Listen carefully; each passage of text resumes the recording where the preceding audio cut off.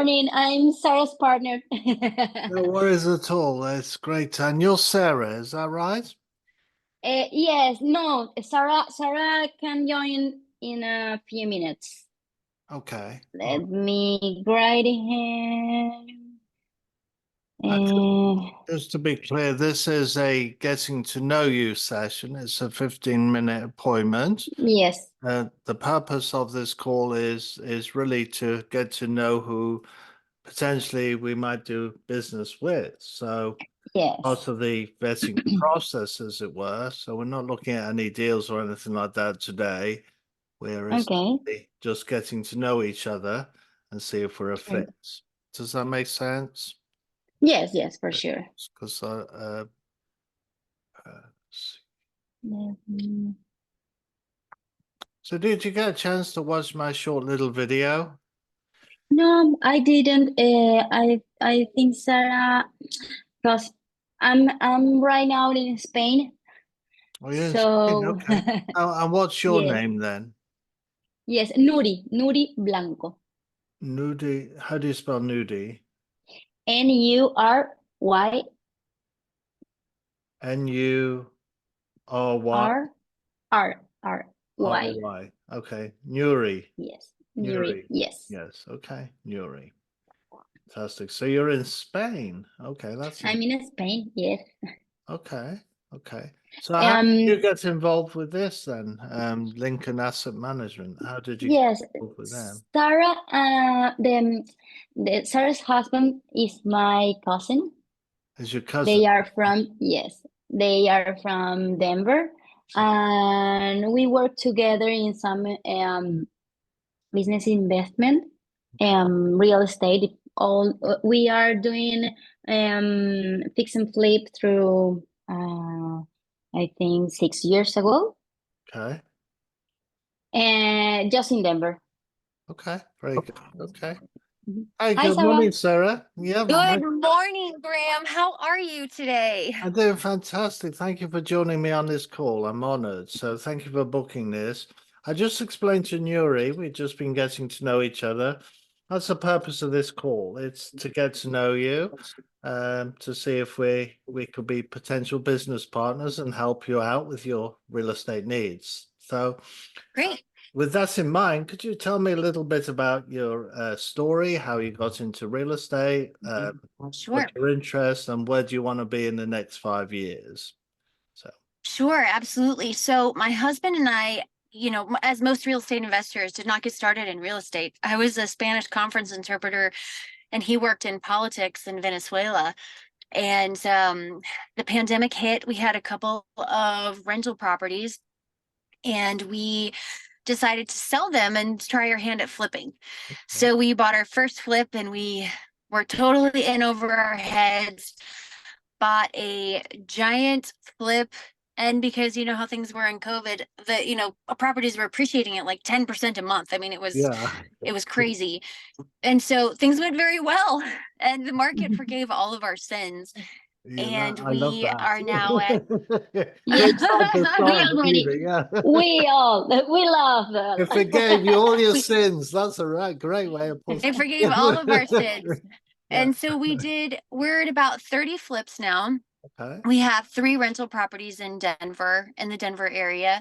We have our first rental property that we just picked up a couple of weeks ago in Detroit. We're looking to start building out our rental portfolio there. And we also have a luxury vacation rental in Mexico. Oh, nice. Okay. Yeah. So you're growing quickly. You're a serious player, as it were. We're Not, we're full time. We're full time. We do not have any side jobs anymore. hmm, And so we have brought in Nuri.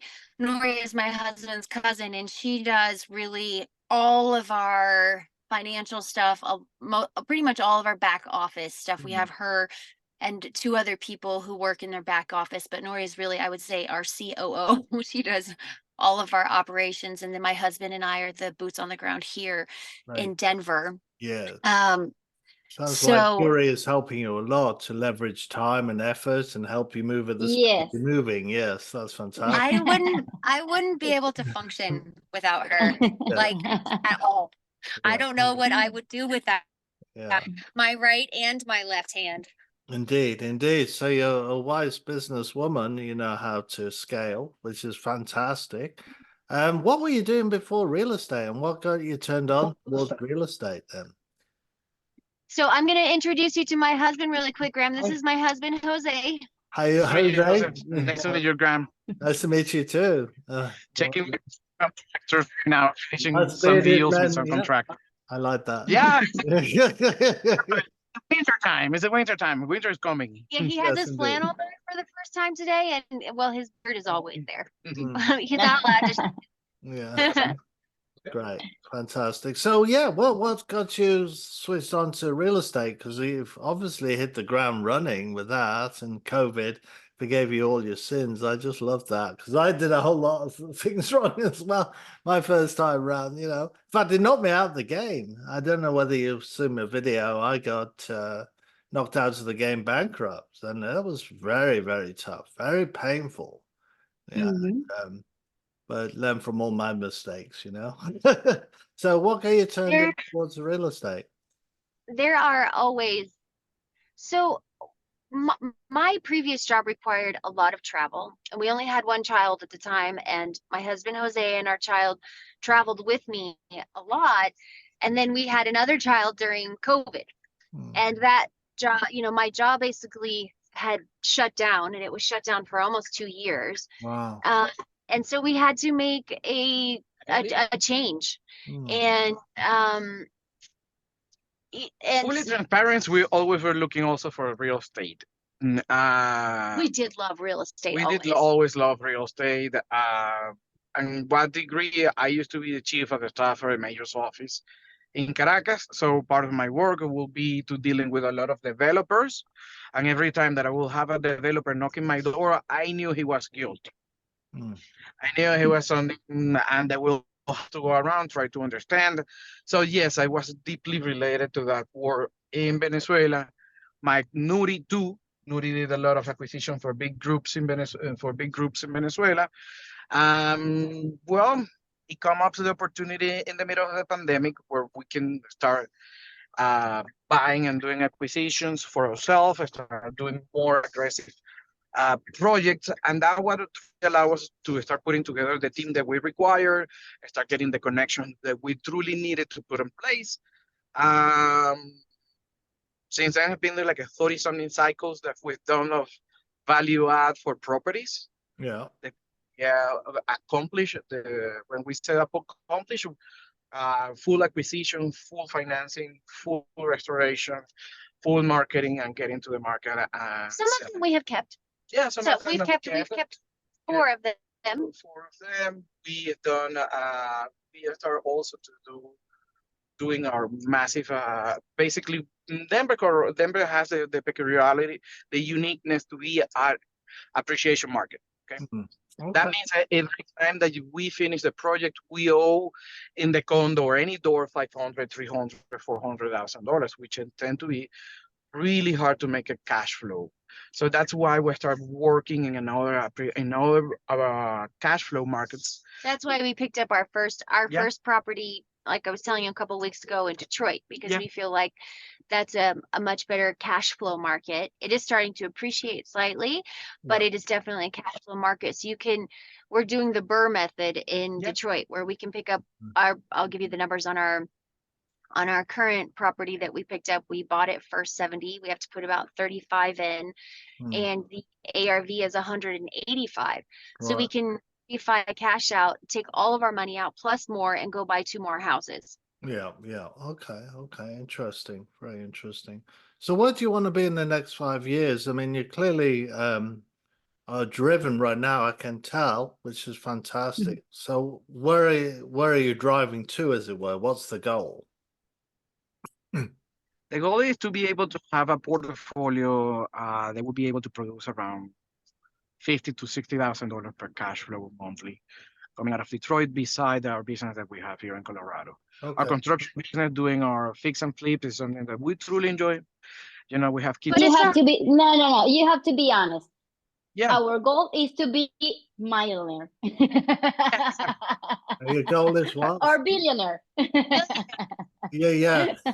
That's kind of why I'm driving at, because you can probably tell I'm in large multifamily, so 100 units or more, and I'm kind of trying to figure out through my questioning why you're not going for large multifamily. Is there something So that we, prevents you from doing it's that? not off the table for us, but just with our capital ability right now, the single family or the duplexes is what we're focusing on, is more feasible for us.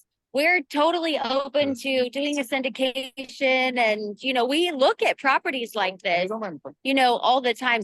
Graham, we just wanted to walk you in front of the property, the subject property that we're actually looking for funding for. We were right in the neighborhood, so I'm gonna, if I can get Okay, my but camera to this is a grab get this. to know you session right now. I want to concentrate on that. So if you don't No, mind. I just wanted to show you, since we were literally just a couple of blocks away. We own this unit right here. Yeah, We very have good. it currently rented out long term, and then this is the building. Yeah. It's in a really nice district. We just wanted to stop by really quick and show you. Sure. Because you're only one networking event away from meeting people who could do the large multifamily. It would make your lives a lot less busy, as it were, with a lot less overhead and headache of managing everything and building up staff. I mean, you could do it that way. Don't get me wrong. I mean, you might want to be crazy busy, and I'm not You know, here to persuade you either way either. I'm just kind we're of trying to very get where you're going, let's see if Yeah, I we're can help. very open to, and we actually, we're looking at a 140 unit build right now in about 40 minutes north of Denver. Okay. We're doing some due diligence on that, and so we would have, obviously partners on that. We would have to do a syndication. Right. And For do you know how all that works? Do you know how it's usually set up and everything? We do. We have done courses and are, masterminds on multifamily Oh, and very on good. syndications and on capital raising. So Very while we good. have not done it yet, it does not mean that we Starting do not have the tools to do so. and also the connections and the lawyers and the CPAs, because something that Correct. we learn is that Yes. in the real estate business, Yeah.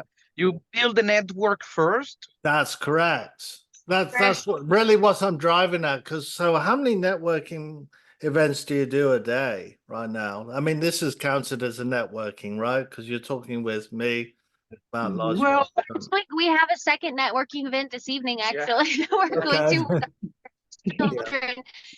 Also, if you see on Norris' background, it says the Cash Flow Club.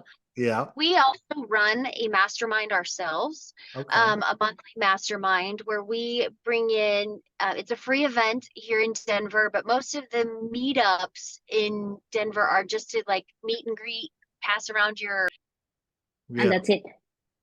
and we're not really interested in that type. It's not that we're not interested. We wanted to be able to provide more value to Right. our community. And so we do a monthly event on different topics. So, we're doing a series right now on creative financing, on subject to and seller finance and novations and hybrid things. But we also do ones on, we bring in people to talk about, syndications and multifamily. We've brought in experts in Denver zoning, Denver zoning department and ADUs. And so every month has a different topic. And we run that ourselves. Jose and I are the ones who started that group. And we have between 50 and 80 people who come to our events every month. Very good. Sounds like you're doing a great job with the networking. It's just making me more and more curious on why you're not plunging into the large multifamilies there, because it sounds like you're well ahead of the game, as it were, of most people. You've done the education, you're networking, you're being positioning yourselves as leader, mastermind group. You sound like you got all the components and you're just a networking event away from getting plugged in. Yeah. To be honest, it's because, well, we learn a little bit to be more cautious.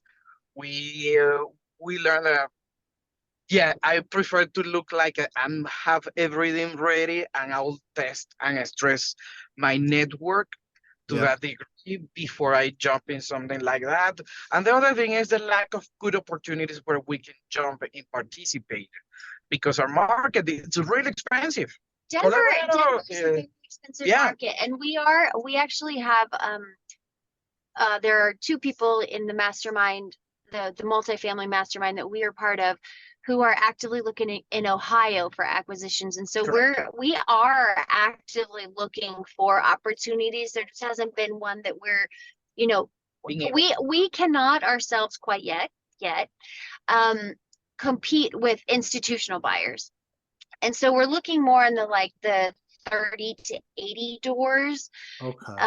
where there aren't as many institutional buyers. But we are actively looking. Mm. Mm. Yeah. Okay. I got you. Hands in an opportunity and do value It- add. That's pretty much what we must do, and we do better. Yeah. Why value add? Well, that's where we started. We are flippers. We start doing it in single family houses, and we are But able in to. fact, we have it, multifamily project in Galapagos. Yeah, we have a multifamily project right now in Galapagos, which actually we're selling right now. City Mm-hmm. of Texas is impossible to work with. They require a full submittal. That was a very different project because we're doing a full renovation and turn that into a previous convent into a 5 units. And City of Denver require a 250,000 full submittal before giving us any comments Right. regarding the Here's the use. thing about small multifamilies. You're already saying it. I did Colton Sheets, no money down. I got straight into multifamilies. It was small multifamily, commercial, 5 unit. My biggest one was 32 units, had over 100 doors. I had a whole bunch Mm. load of mistakes. And the biggest thing with less than 100 units is scalability. With Right. management on site, for example, cost of maintenance, value add facilities, um, the expense, and tenants as well. If you have 100 units or more, you probably know this because you've done the courses, right? You can have management on site. You can have staff Yes. like handyman and manage the property a whole lot better. Right. So mine is 100 units or more, 10 million. How many units do you have right now?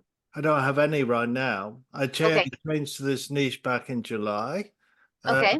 After realizing that what I'd done the first time round, got knocked out of the game in 2009.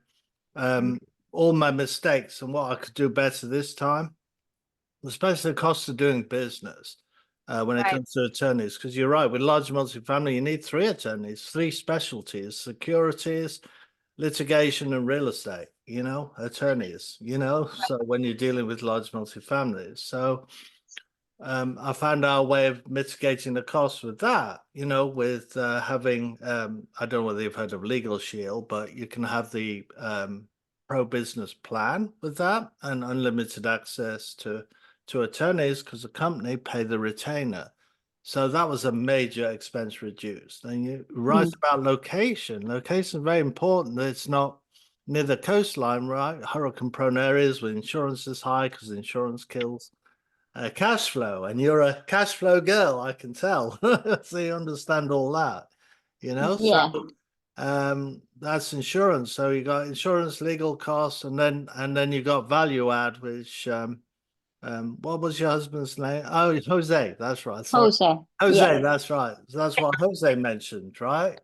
So that's Yes. important, so those components. So we do a C class and a B class location because location is very important as well for the value add, because you can add Right. so much more when you got 100 units. You probably know this, right?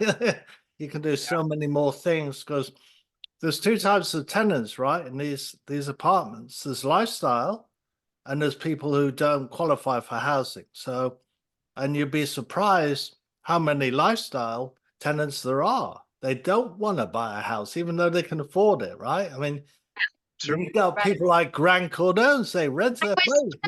I was just gonna say that. You have Grant Cardone telling people, don't buy a house, don't buy a house. Absolutely, he's kind of right. It made me rethink it because a Mhm. house is a liability, especially if you're slaving away at your job, just to pay your mortgage, right?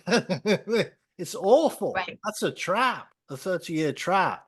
So you kind of got something there, and Dave Ramsey as well. But anyway, you've got Lots of these big, philosophies out there.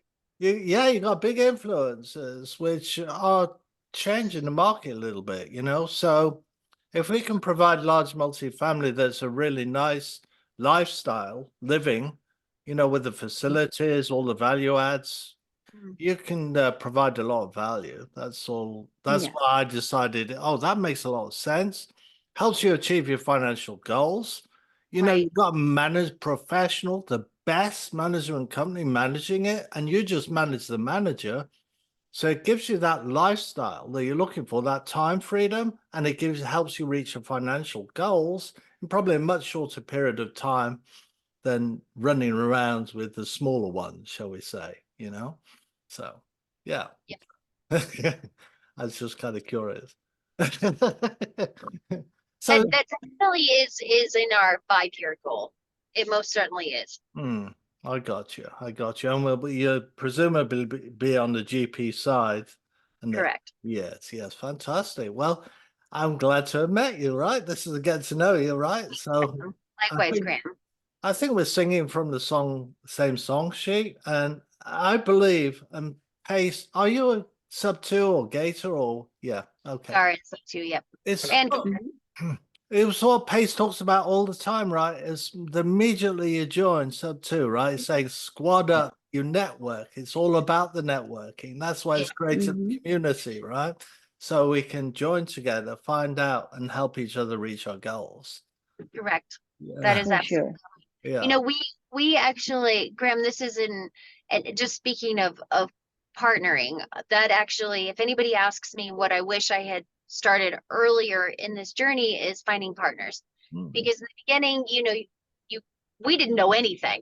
We didn't have education, we didn't know anything. And, it was when we started partnering that we were able to grow. And, now we do mostly $2 million plus project ARV projects right now. And those have a lot of cash needs. And so we have an equity partner in all of our projects now. And while that means we make less money, it's a lot less stress for us. And it has allowed us to do, 3 to 4 very high end projects for the Denver area at a time. Whereas if we were bringing only our money, we would only be able to do one at a time.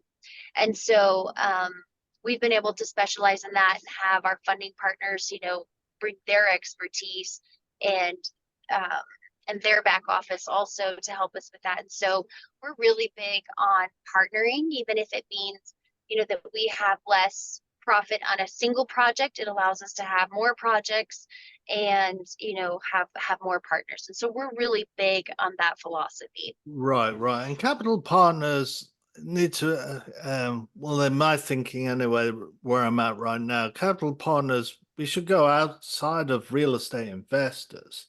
We should go to those who have money ready to deploy, who are fed up with it being in a bank account yielding nothing, and they want to deploy their money into a good rate of return. But exactly. Yeah. One of our capital partners, had a $600,000 HELOC, and he, was it was just sitting there. It's a HELOC. Right. Yeah. Crazy. Oh, we lost her. Oh, I hope she comes back. Yeah. Yeah. For sure. I hope she comes back. But this is really good, Norris. You're in Denver. Where are you now? No, I'm in Knoxville, Tennessee. Next to Yeah. Ah, great. Oh, there she is. Let's view. There we go. We got her back, I think. We got you back. So sorry about that. No worries. Let's see here. Sorry about that. We have some phone calls coming in on that. So we have been, that's definitely the type of partner that we reach out to, There you people go. who have funds that are just sitting there. Yeah. You know, we have that pretty much on all of them. One of our capital partners, we actually just met with her at a project. She brought her stepdad actually, who had has a whole life policy, who needed to put his funding together, and we met him at a project. We need about $400,000 cash for the duration of the project.